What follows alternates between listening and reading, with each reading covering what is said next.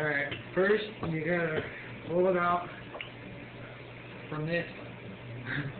Then you roll them up like a cinnamon roll, and you cut them, and it looks like this.